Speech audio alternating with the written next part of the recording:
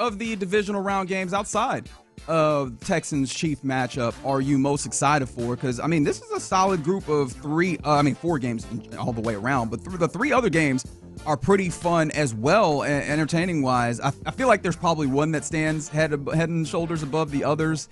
If for no other reason, then I'm sure it's going to be pushed. And, of course, the thing that we sell NFL games is in high regard when we push quarterback matchups, even though they don't ever play against each other. But, Lopez, for you, which one of these which of these catch your attention? Well, you're talking about Ravens-Bills, but the divisional round, year in and year out. I don't know if I've ever asked you this, but I think it's the best weekend of football, bar none, any level. And you know how big of a college football fan I am, and you are. But the divisional round of the NFL playoffs is the best weekend of football we get every year. It's a really good one. Yeah. Sometimes I go back and forth with this in championship weekend. I go back and forth. Like, you get 4 games, which is nice. I kind of love, like, the champion. Well, I guess you have a better possibility for a good hit rate or whatever. I mean, not hit rate, but you have entertainment value. Entertainment value. Because if you have just the championship games, you got 2, and if one of them's a little bit of a stinker, that could be tough. But I think also the stakes there really elevates it. Divisional round, you have a certain level of stakes, but you give yourself 4 games and an opportunity to maybe get 1 or 2 bangers, and then boom, we've had a great weekend. Plus, it's a little bit more manageable. Like. The 3 windows in a day. I love football. I think a lot of people love football. Maybe this is not a popular take, but it's taxing to have like 3 windows in a day. Hey, right, where you're going 12. You fight through it, buddy. When you go 12 to 11 or whatever, right? Like on a typical NFL Sunday, when you're getting that early afternoon, late afternoon, and the evening slate.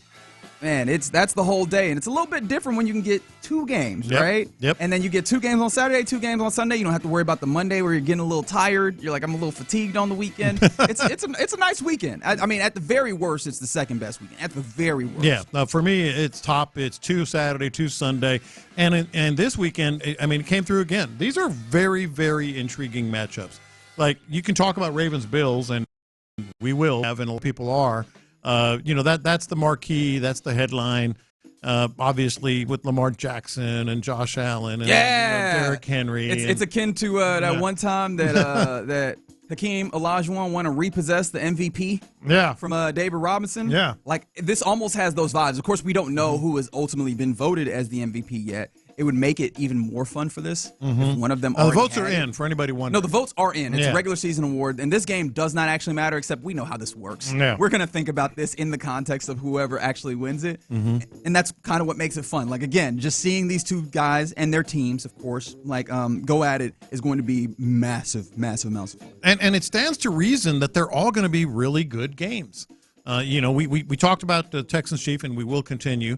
But Commanders-Lions has a lot of intrigue. It really does. I think just the Jaden Daniels factor, house money, all that stuff. I don't think that's going to be a close game, me personally. Yeah, I mean, neither does Vegas. That's the largest line. I think right now it's a 9-point. Yeah, I would actually lay that number. I think the Lions at home are just a different animal. They clearly are a team. Speaking of, like, the Texans have been here 5 times and never won it, and that's been hammered into their heads this year. The Lions remember last year all too well. Every week they talk about it. Every week they've talked about it. They've mentioned it. They've remembered it. It's been their driving force. I think at least in this round, they're going to take care of business. But there is intrigue there. Rams-Eagles, to me, is going to be a hell of a good game. Well, before we move on, I think the thing that is, like, fascinating for me with Lions. With Commanders-Lions? Because I've mentioned it a few times in the break this week. It's just, how is this Lions defense still good? Yeah.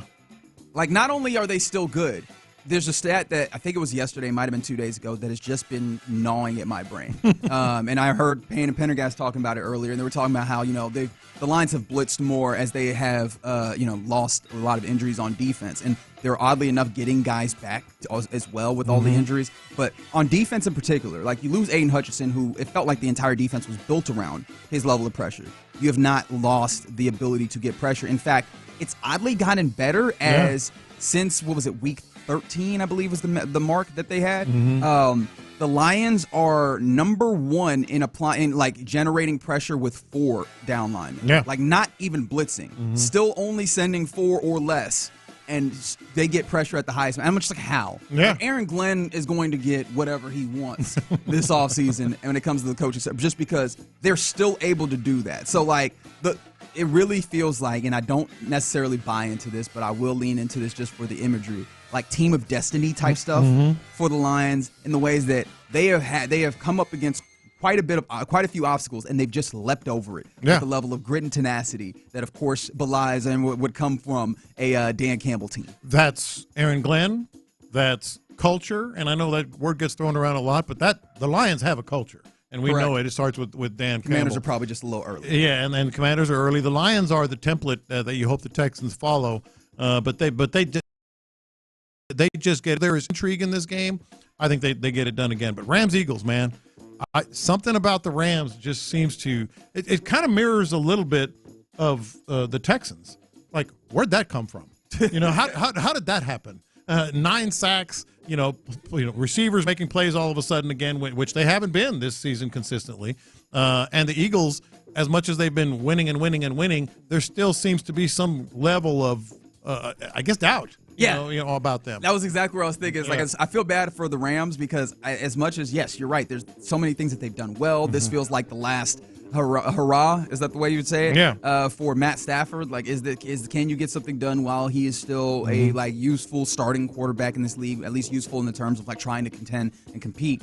But this is all just going to be an indictment of the Eagles. Like, are they able to do things well? Because it just feels like they should be in a place where they're head and shoulders above the Rams. Maybe that's unfair. Like, it's quite possible that's unfair, but it just feels like that is the way that the Eagles are going to be perceived because of the massive amount of talent that they have, and because they've had issues taking that massive amount of talent and being maximum efficient with it. Like, you talk about the passing game and the ways in which they're just like, hey, we're running the football. Is that passing game electric, or does it have the possibility to? Sure. Is it always? Not necessarily. Not necessarily. And then the marquee game, the Sunday evening, 5:30 p.m., big-time divisional game, Ravens and Bills. A lot of times on these, Reggie, they end up being sort of a letdown. This one isn't. This one will not be a letdown. Derrick Henry going into Buffalo, real chance to control the entire game. He really does. You can talk about the quarterbacks all you want, and they are absolutely the headliners here, but what he can do, shortening the game, obviously weather conditions with the Bills, this is going to be a one possession game at the end. Maybe. I'm feeling a little doubt there. Well, here's the thing, and I've probably built them up too high. In fact, I have a penchant for building up the Ravens rather. Too high in my mind, just because you watch that team play, especially offensively, and you go, what are you supposed to do with Lamar Jackson? Yeah. What the hell are you supposed to do with this dude? Right? That is a dude who, the fascinating thing from Lamar Jackson has always been for me. I try and always keep front of mind when you're talking about professional athletes, and in this instance, NFL players, that this is the creme de la creme. And like, the dudes that we talk about as, oh man, that dude is slow. No, it's relative. Like, all of those dudes are ungodly fast. We're talking about monsters. And then this is a dude who comes out there and makes them dudes, like, he jukes them out of their jocks, like he runs past them, he makes them look like children. And so think about that relatively. We're talking about the aliens of the world playing in the NFL, and that dude is making the aliens look downright mortal. Like, what are you supposed to do with him, right? But I think that's kind of the question here that still pops up for the Bills. What are you supposed to do with him, especially with the added benefit of you have to find some attention to keep on Derrick Henry, because if there's an option, you are screwed. Like, there's not a right answer in there. And then on top of that, it feels like Lamar Jackson is the best passer that he's ever been, and he's always been pretty good, right? Not just like capable of doing it, but also confidence-wise and a willingness to just be like, yeah, I can do in a way that is problematic. Yeah, I can't get past that, especially also the Ravens defense has gotten better over the course of this year. My counter to that would be, what are you supposed to do with Josh Allen? Because in a different way, he does the exact same thing. In a different way, with size and really, escapability, elusiveness is probably a better word. He gets it done. Like, what are they supposed to do with that guy when he drops back? He's 6'9", or I know that's an exaggeration. He's so tough. 785 pounds. That is right. And runs a 4.5. I don't remember who was saying this, but I thought this point was very apt. Somebody was like, somebody had called Bo Nix a mini Josh Allen, and it's like, Josh Allen being the size that he is the point. Like that is the point. That is part of what makes this Josh Allen. You call him a mini Josh Allen, you're just like, hey, that's a dude that runs around. Yeah, that means he's not Josh Allen. Right? So yeah, I think that's fair. I think the distinction is, hey man, it feels like there's a lot less support there. Right? That was the conversation coming into this year. It's like, what can Josh Allen do in a situation where there's less support than there has been for him in the past? And the answer is be really good, MVP caliber, and that is fair. It just feels like once you immediately put him up against MVP caliber with an incredible running back and an offensive system that's very well tailored and a defense that's playing better at this time, I think that gets a little bit tougher. Plus, the Bills are not particularly a speed defense. Yeah.